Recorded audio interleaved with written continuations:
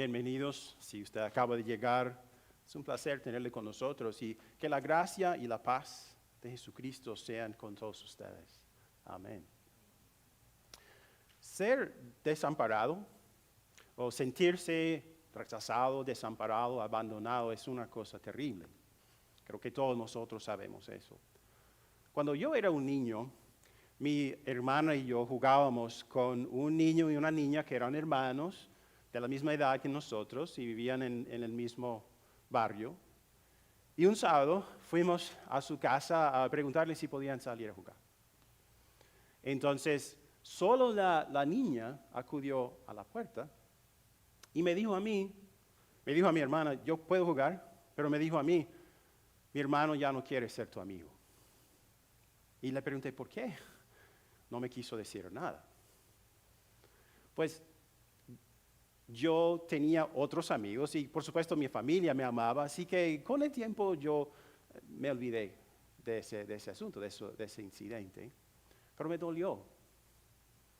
Y yo sé que hay muchas personas en el mundo que han experimentado cosas semejantes, especialmente si es un ser querido, una persona que supuestamente te ama, que supuestamente debería amarte fuertemente, y si te dice, ya no quiero amarte, y te desampara, eso es algo terrible. Pero aún más terrible sería sentirse abandonado por Dios. Y muchas personas en la historia del mundo se han sentido así, dentro de luchas intensas y dificultades. A veces se preguntan, ¿dónde está Dios? Dios me ha abandonado. Si Él estuviera conmigo, no estaría en esta situación, no permitiría que esto me sucediera o me lo quitaría de encima. Ha sucedido esto hasta a creyentes. En el día de su crucifixión, ¿cuánta ayuda tuvo Jesús? ¿Quién le ayudó? Una persona. Y lo hizo por obligación. ¿Se acuerdan de Simón de Cirene? Los soldados romanos le obligaron a cargar la cruz de Jesús porque él ya no podía. Entonces una persona le ayudó, que realmente no quería, pero lo hizo. ¿Cuántos discípulos estuvieron ahí delante de la cruz? Uno solo, Juan. Su mamá y unas cuantas mujeres que le seguían, discípulas de él, pero realmente todos los demás que estaban presentes estaban ahí solamente para observar el espectáculo o para burlarse de él. Y Jesús sufriendo. Entonces Jesús debería haberse sentido solo y abandonado. Pero su abandono, su desamparo fue mucho más profundo que esto. Por eso vamos a estudiar esta cuarta palabra de Jesús. Jesús habló 7 veces desde la cruz, sabemos esto, y esta cuarta palabra es la palabra que queda en el medio de todas. El cuarto, 3 antes y 3 después. Esta palabra es en realidad una oración tomada del Salmo 22. Quizás ustedes han leído ese salmo. Y 3 de las 7 palabras de Jesús que pronunció desde la cruz son oraciones. La primera ya la meditamos. Padre, perdónalos porque no saben lo que hacen. Y la última es, Padre, en tus manos encomiendo mi espíritu. Esta es la segunda oración y la cuarta palabra de Jesús. Y yo diría que esta oración y estas palabras, o la cuarta palabra, es la más importante de todas. Porque sin la verdad que nos presenta esta palabra, la muerte de Jesús no significaría nada para nosotros. Y esta oración de Jesús es diferente de las otras oraciones que Jesús oró ese día y de las oraciones que él oró durante su vida. Vamos a averiguar por qué. Y mientras leo yo el texto, les pido a ustedes que averigüen cuál es la diferencia entre esta oración y entre las otras que Jesús dijo aquel día. Leemos de Mateo 27. Versículos 45 y 46, donde dice, desde el mediodía y hasta la media tarde, toda la tierra quedó en oscuridad.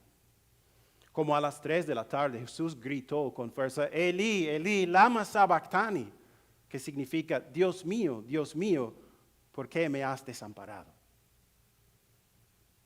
¿Cómo estuvo el cielo la noche del nacimiento de Jesús? Bañado de luz. Hubo una luz brillante, ángeles estaban cantando, proclamando su nacimiento, alabando. Pero aquí en el día de su muerte, un viernes, al mediodía, cuando normalmente la luz del sol está lo más brillante, ¿qué pasa? La tierra se vuelve de una oscuridad total, como si estuviera de noche. Nosotros todos hemos asistido a obras de teatro, ¿no? Y lo que hacen a veces es que no hay ventanas, así que apagan las luces para que todo el escenario desaparezca. Y encienden un foco para que la audiencia se concentre en un actor o dos o tres, todos los actores que estén hablando en ese tiempo. O sea, todo lo demás no es importante, solamente esos actores que estén hablando. Pues en el Viernes Santo no es una luz que nos haga concentrarnos en lo que está pasando, sino la oscuridad. La oscuridad sirve de foco. Quita de nuestra vista todo lo demás. Las personas que están burlándose de Jesús, los dos hombres crucificados con él, hasta su mamá, Juan, las otras discípulas que estaban con ellos, todo lo demás desaparece. Y esa oscuridad enfoca nuestra atención en un drama invisible, un drama que sucede entre dos personas, Dios el Padre y Dios el Hijo. Si tú hubieras estado ahí, de repente envuelto en esa oscuridad como estuviera de noche, ¿qué habrías pensado? Yo habría pensado esto: Dios debe de estar enojado con alguien, porque esto no sucede normalmente. Es mediodía. Así pensaban los enemigos de Jesús. Pensaban que habían hecho un favor a Dios crucificando a este hombre, porque este era un Mesías falso, que había afirmado ser el Hijo de Dios, pero en realidad no lo era. Dios tenía que estar enojado con él, Dios tenía que estar castigándolo por esa afirmación falsa. Si fuera en realidad el Hijo de Dios, él se salvaría. Asimismo, Dios lo salvaría, ¿verdad? Eso es lo que ellos pensaban. Y estuvieron equivocados en casi todo, menos en una cosa. Dios sí estaba castigando a Jesús. Pero Jesús sabía que esto venía. No era una sorpresa. Vamos a ver ahora parte de la última oración que Jesús pronunció antes de su arresto y su crucifixión. Así dice en Lucas y Mateo: es tal la angustia que me invade que me siento morir, les dijo. Quédense aquí y manténganse despiertos conmigo, se lo dijo a los discípulos. Y después oró: Padre, si quieres, no me hagas beber este trago amargo, pero no se cumpla mi voluntad sino la tuya. Pero como estaba angustiado, se puso a orar con más fervor, y su sudor era como gotas de sangre que caían a la tierra. Yo recuerdo haber vuelto a la casa aquel sábado, después de mi amigo me dijo: ya no quiero ser tu amigo, cabizbajo.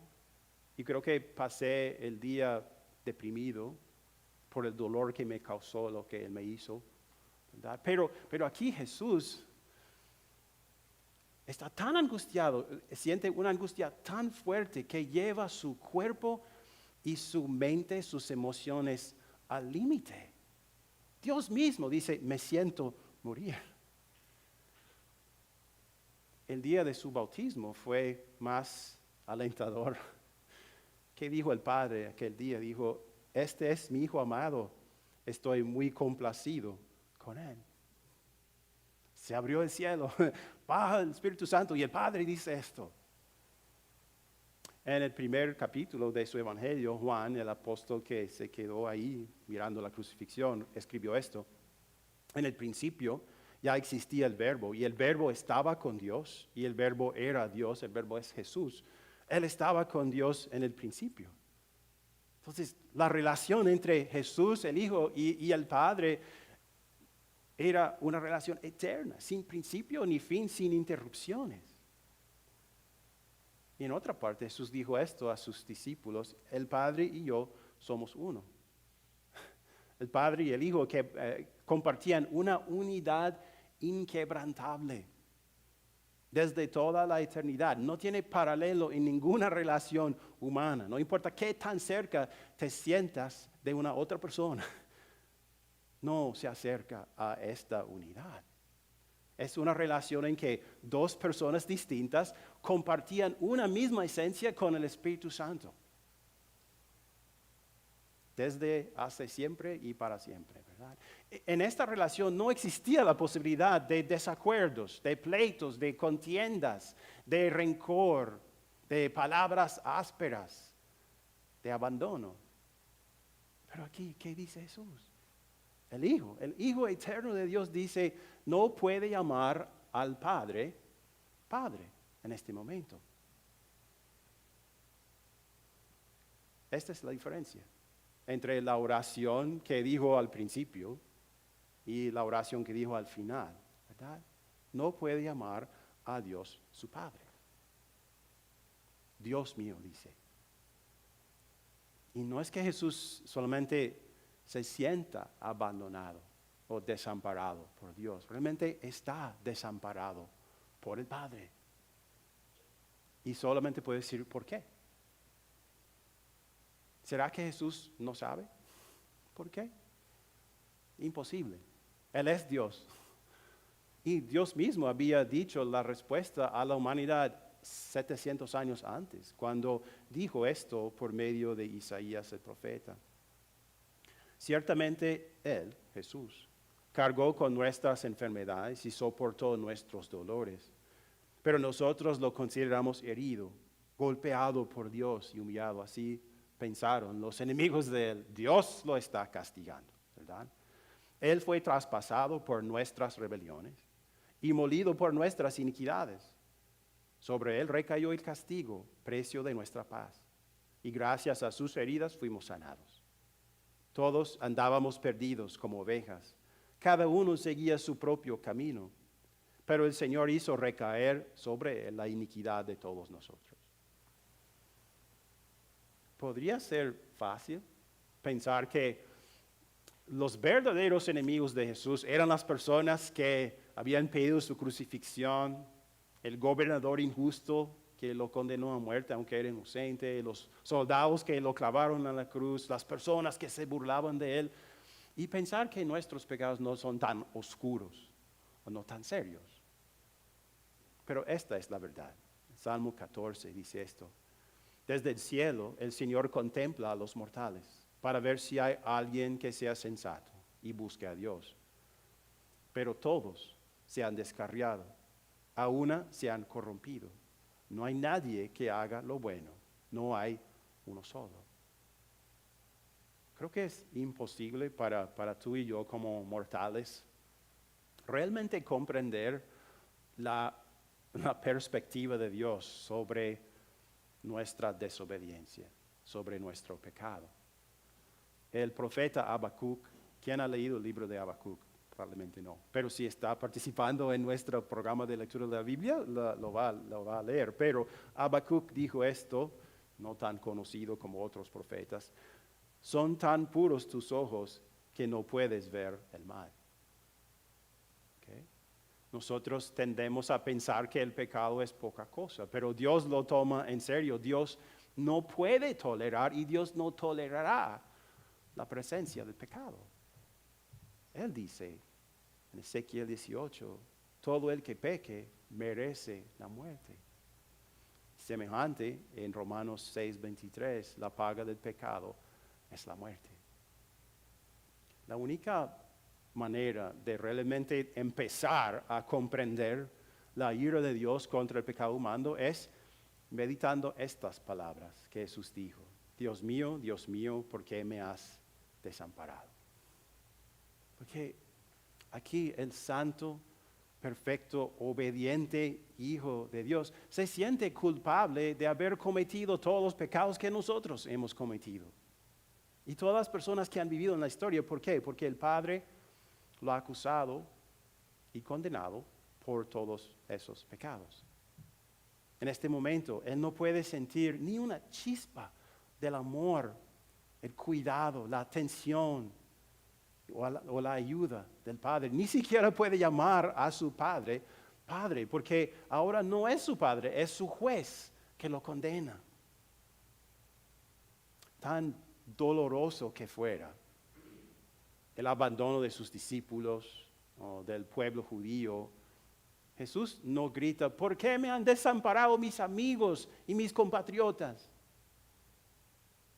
¿Por qué? Porque Él nos conoce. Él conoce nuestra naturaleza, conoce que por naturaleza nosotros sí lo rechazamos. Nuestra naturaleza pecaminosa le niega, le abandona, ni siquiera tener nada que ver con Él. Nosotros somos la razón por la que Él está aquí. Esto es el infierno. Estas palabras de Jesús nos dicen mucho sobre nosotros y también sobre Dios. Dios no nos revela estas palabras para que las podamos comprender, porque eso es imposible. Martín Lutero meditó estas palabras por varios días y después salió de su despacho y simplemente exclamó, Dios desamparado por Dios, ¿quién lo puede comprender? No podemos comprenderlas. Pero Jesús nos dice estas palabras para consolarnos. Nos dice estas palabras para que comprendamos que lo que Él sufrió, nosotros ya no tenemos que sufrir. Nos dijo estas palabras para que comprendamos que debido a lo que Él sufrió, nunca seremos abandonados por Dios, nunca seremos desamparados por Él, porque Él fue desamparado, nosotros no, a menos que nosotros elijamos ser desamparados por Él. Jesús realmente fue abandonado, desamparado por su Padre. Nosotros no. A veces nos sentimos desamparados por Dios. Y decimos, ¿dónde estás, Dios? Pero cuando nos sentimos desamparados por Dios, realmente no es Dios quien tiene la culpa. Porque Él no nos ha abandonado. Nos sentimos abandonados porque a veces nosotros proseguimos el pecado y tomamos decisiones pecaminosas que nos llevan a decisiones malas, acciones malas y a fracasos. Y cuando todo fracasa, entonces le echamos la culpa a Él y le preguntamos, ¿por qué me abandonaste? Pero en realidad fueron nuestras acciones las cuales abandonaron a Él. Fuimos nosotros quienes lo abandonamos a Él al abandonar sus mandamientos. A veces nuestra fe se pone tan débil, no la cuidamos, no la alimentamos, se pone tan débil que cuando suceden cosas muy difíciles en nuestras vidas, nuestra fe no es capaz de creer que Dios podría estar todavía con nosotros. Y concluimos erróneamente, Él no está conmigo, me ha abandonado. Pero cuando eso sucede, ¿qué hace Dios? ¿Nos abandona? ¿Nos dice, pues este proyecto fracasó? No, sigue con nosotros, se acerca a nosotros, porque quiere asegurarnos de que nunca nos abandonará. Quiere acercarnos de que todos nuestros pecados son perdonados y no hay ninguno que nos pueda privar de su presencia si confiamos en su Hijo Jesús. Es lo que hace. Como dije, estas palabras de Jesús son del Salmo 22, son los primeros 2 versículos. Y algunos han especulado sobre esto, porque es posible, muy posible, que durante la crucifixión Jesús esté rezando este salmo en su corazón. Dice los primeros 2 versículos en voz alta, Dios mío, ¿por qué me has desamparado? Puedes leer el salmo después. Y es muy posible que Él siga meditando y orando este salmo en su corazón, en silencio. Y si hizo eso, eventualmente llegó a esta parte del salmo. Alaben al Señor los que le temen, Hónrenlo, descendientes de Jacob. Venérenlo, descendientes de Israel. Porque Él no desprecia ni tiene en poco el sufrimiento del pobre. No esconde de Él su rostro, sino que lo escucha cuando a Él clama. El infierno es el lugar de desesperación absoluta. En el infierno no hay fe y no hay esperanza, pero Jesús no sucumbió al infierno.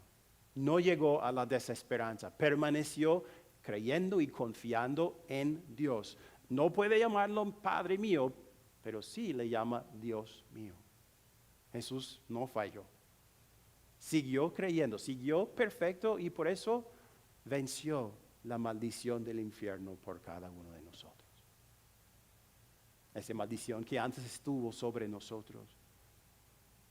Y ahora, a causa de esto, todos nosotros podemos decir, no, yo no he amado a Dios sobre todas las cosas en mi vida. No he amado a mi prójimo como a mí mismo. Por eso merezco la maldición eterna de Dios. Pero nunca experimentaré lo que significa esto, ser abandonado por Dios, porque mi Salvador fue desamparado por mí. Mi Salvador amante, en una colina solitaria bañada en oscuridad, fue desamparado por mí, porque me ama tanto. Mi Padre, mi Dios, mi Salvador nunca me desamparará en este mundo, ni en el valle más oscuro de mi vida, ni en la hora de la muerte, ni en la eternidad. Nunca. En no sé cuántos minutos, como 3, 5, vamos a orar estas palabras. Padre nuestro que estás en los cielos. ¿Qué tan bien conoces estas palabras? Creo que te podría despertar a las 2 de la mañana y decirte, dime el Padre nuestro, y lo harías, ¿verdad? Conocemos estas palabras, las decimos todos los domingos, a veces durante la semana, dependiendo de nuestra costumbre, ¿verdad? Pero nos damos cuenta de qué tan increíbles son. Es increíble que nosotros podamos llamar al Dios del universo Padre. Jesús dijo una parábola, una de mis favoritas, la parábola que se llama del hijo pródigo o del hijo perdido. En esa parábola el hijo eventualmente vuelve a su padre y le dice, Padre, ya no merezco ser llamado tu hijo, no merezco llamarte Padre porque no he sido tu hijo, he sido tu adversario. Jesús dijo esa parábola a todos nosotros, porque nosotros somos ese hijo, ¿verdad? Pero, ¿qué pasa? ¿Qué nos dice Jesús? Puedes llamarlo Padre. Puedes decir, Padre mío, Padre nuestro. ¿Y por qué podemos decir eso? Porque el único verdadero Hijo de Dios, en las 3 horas más importantes en la historia del mundo, porque durante esas 3 horas, Él no pudo llamar a su Padre, Padre. Por eso nosotros, tú y yo, por la fe en Él, podemos llamar a Dios Padre, ahora y siempre. Amén. Que su paz llene sus corazones y sus mentes para que puedan decir esas palabras siempre con confianza. Padre mío, Padre nuestro. Amén.